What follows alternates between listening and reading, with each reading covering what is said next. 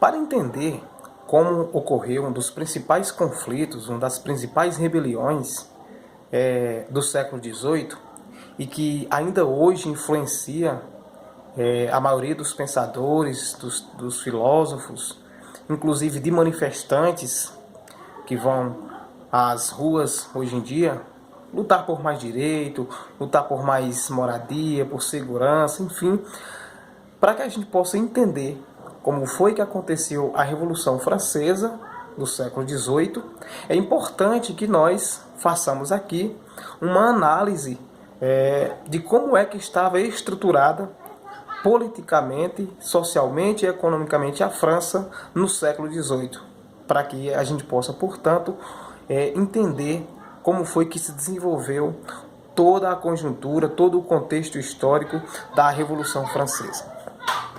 Então, a França, no século XVIII, ela era um país que politicamente estava organizado em monarquias, ou seja, reis que comandavam, que ditavam normas, que ditavam regras e que, portanto, todo um conjunto de sociedade obedeciam a essas normas e a essas regras. Então, para entender essa série de eventos que ocasionou a Revolução Francesa de 1789, é importante que a gente faça essa análise, né? E que vai nos permitir, portanto, entender como foi que houve a transformação na própria França de antigas monarquias feudais para estados absolutistas. Aquele tipo de estado onde o monarca, onde o rei é quem dita as normas, que dita as regras. Portanto, o rei, o monarca, tem poder absoluto. Então isso acabou ganhando a famosa expressão de estados absolutistas na própria França do século XVIII. A partir do reinado, portanto, das dinastias dos Bourbons, não é? Henrique VI, por exemplo, esse soberano francês que acabaram se habituando, né, a não convocar os Estados Gerais e deixar de lado, né, os grandes senhores e a não convocar os Estados Gerais. No reinado de Luís VI, por exemplo, Luís XIII, né, esse soberano passaria a ser encarado como representante da vontade divina para o reino, sendo, portanto, dessa forma, não é, o único intérprete dos interesses do Estado. E sendo assim, ele era o principal símbolo de asseguramento, o principal símbolo de manutenção, né, da ordem e da prosperidade da nação francesa. Mas foi com o filho de Luís XIII, né, um dos monarcas mais conhecidos da história, né? Foi com Luís XIV, por exemplo, que passou a figurar na história como o Rei Sol, que o absolutismo francês assumiu essa forma que a gente conhece nos livros de história, que a gente conhece nas revistas, né? Foi com Luís XIV que o absolutismo francês assumiu a forma máxima de expressão, ou seja, de um Estado assegurador, de um Estado que não dava direito às pessoas, enfim, aquela expressão máxima de absolutismo, onde o monarca tem um poder central, onde tudo gira em torno desse rei, desse monarca, né? Mas, enfim, vamos tentar entender os antecedentes dessa Revolução Francesa, ou seja, aquilo que levou ao surgimento, aquilo que levou as pessoas a se revoltarem contra o reinado francês, aquilo que permitiu que houvesse uma rebelião popular, né? Aquilo que fez com que as próprias pessoas privilegiadas na França fizeram com que essas próprias pessoas que eram privilegiadas se revoltassem também. Então a situação da França, ela era bastante crítica, falando aqui em plano econômico, falando aqui também em plano político, né?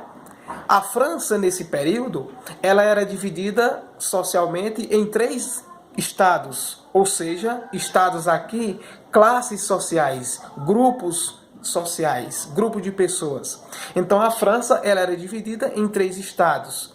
Imagina aí uma pirâmide, né? E no topo dessa pirâmide nós vamos ter mais ou menos 25 milhões de pessoas, né? Ela era uma sociedade estratificada, socialmente divididas, com interesses desses grupos sociais diferentes, não é? Então imagine no topo dessa pirâmide 25 milhões de pessoas.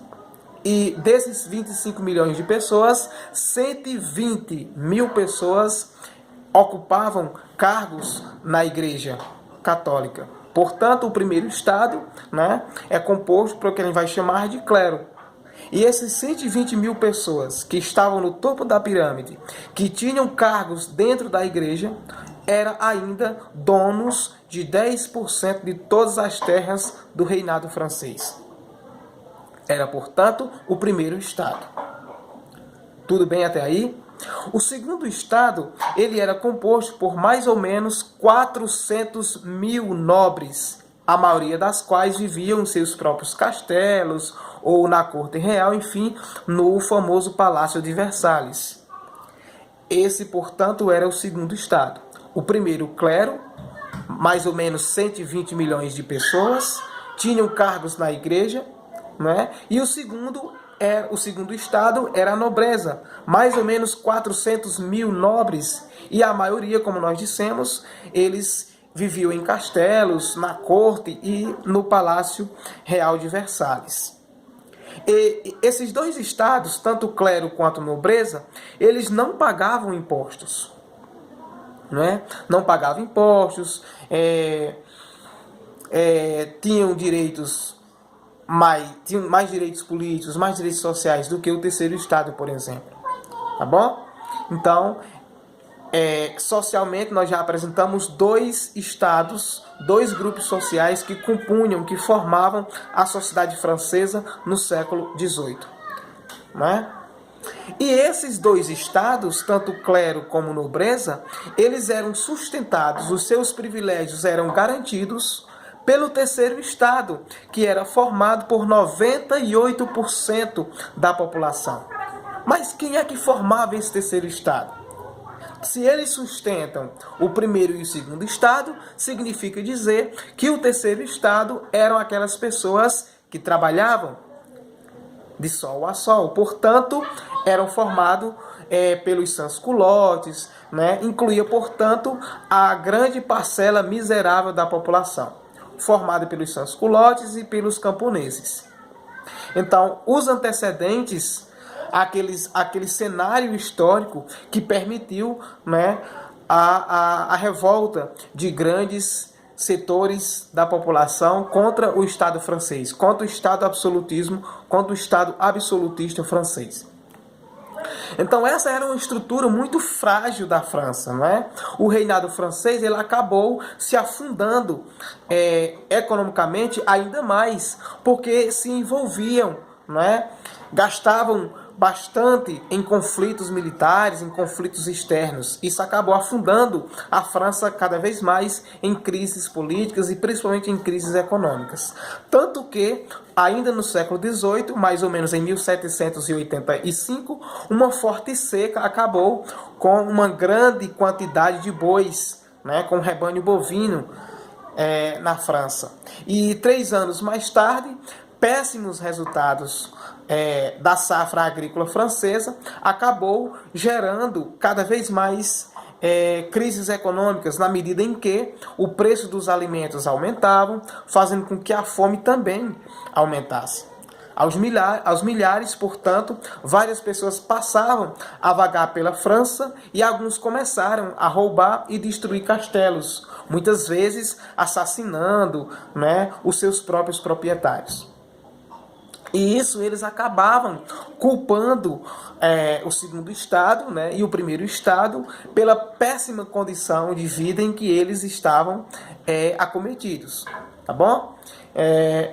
A França, né, Paris, que era a capital da França, fizeram com que operários e artesãos começassem a fazer greves, desempregados saqueassem lojas e manifestações acabaram, né, tornando-se comuns na França desse período.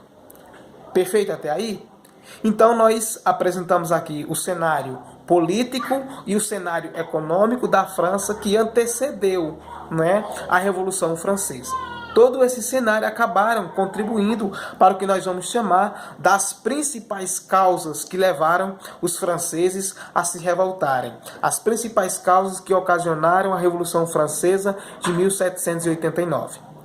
Então, ainda nesse ano, em 1789, para solucionar, uma tentativa de solucionar essa grave crise política, essa grave crise econômica, né, principalmente crise econômica e uma deficiência muito grande nas contas públicas, Jacques Necker, ou Jacques Necker, como vocês queiram chamar, que era o ministro das Finanças da França, propôs que os dois estados que eram privilegiados, lembram?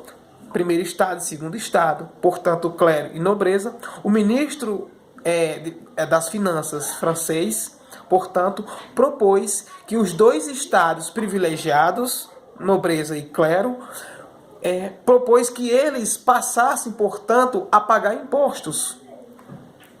Tá bom? Por que isso? Segundo Jacques Necker, isso era uma tentativa de contribuir para solucionar a grave crise econômica que a França estava passando. Claro que essa proposta não foi aceita por esses dois estados. E pouco tempo depois, com o agravamento da crise, Luís XVI convocaria os Estados Gerais pela primeira vez em quase 200 anos sem que eles fossem convocados. E a partir daí uma série de reuniões foram surgindo nessa tentativa de fazer com que houvesse uma proposta de solucionar essa crise econômica que a França estava passando. Ora, esses dois estados, tanto clero como nobreza, eles possuíam interesses em comuns. Logo, toda proposta que viesse a acontecer, o terceiro estado sairia derrotado, porque não tinha interesse em comum com os outros dois estados. Portanto, toda proposta, toda ideia que viesse a surgir nessas convocações, o terceiro estado sairia derrotado. Então, para evitar isso, o terceiro estado propôs que as votações ocorressem de forma individual, ocorressem por cabeça, porque assim o terceiro estado, como era a maioria na França, sairia vencedor dessas convocações, dessas reuniões, dessas soluções apontadas. Tranquilo até aí? Claro que isso desagradou os dois estados, nobreza e clero, né? E fez com que Luís XVI, não é, incapaz de solucionar esse conflito interno, né, fez com que ele, e incapaz, portanto, também de acabar com essas reuniões, independentes do terceiro estado, né, o rei ordenou que os outros dois estados se unissem ao terceiro estado. Só que essa proposta de união dos três estados, enquanto esses três estados se reuniam e enquanto encontravam solução para isso, né, o rei convocou o exército para sufocar uma tentativa que ele achava que seria uma sedição, que seria um conflito, que seria uma revolta. Isso acabou sendo visto por os movimentos, pelos estados, como uma tentativa de traição. E essa notícia de Luís XVI acabou se espalhando e grande parte da população não tinha outra alternativa senão se revoltar, né? E em 14 de julho, uma multidão acabou invadindo, né, os arsenais do governo francês, se apoderando de cerca de 300 ou de 30 mil mosquetas e acabou, né, se direcionando à Bastilha, que era um símbolo, né, da França, né? Era um símbolo de fortaleza, era um símbolo do absolutismo francês, essa Bastilha. Então esses revoltosos acabaram se direcionando a essa Bastilha. Embora tivessem praticamente desativada na ocasião, ela constituía, ela era, como nós já dissemos, um dos principais símbolos do poder absolutista francês. E a sua queda, portanto, foi tratada, portanto, como um marco inicial da Revolução Francesa. Então, essa notícia acabou se espalhando, né? Mais levantes acabaram tomando conta do país, E uma revolta generalizada possibilitou que a Assembleia Constituinte acabasse por eliminar leis feudais que ainda estavam em vigor na França, né? Acabou também diminuindo leis em vigência que privilegiavam clero e nobreza, como por exemplo, desses dois estados não pagarem impostos e desses dois estados serem sustentados pelo terceiro estado, que era a maioria da população, 98%, como nós já dissemos. Enfim, esse era o principal cenário e acabou surgindo, acabou ocasionando, não é, a Revolução Francesa de 1789. Esses grupos populares armados foram transformados no que a gente vai chamar de Guarda Nacional, e a principal missão, o principal objetivo dessa Guarda Nacional era a proclamação do que a gente chama de direitos do homem e do cidadão, que foi um movimento, que foi um documento de forte inspiração no movimento iluminista do século XVIII, que nós já tratamos em outras oportunidades. Esse documento da Declaração dos Direitos do Homem e do Cidadão, ele estabelecia a liberdade e a igualdade de todos os cidadãos perante a lei. Além, claro, de estabelecer, né, a ideia ainda hoje presente nas principais normas jurídicas, nas principais normas do direito, que é a questão da liberdade de opinião. Espero que vocês tenham entendido. Estudem. Forte abraço a todos e a todas.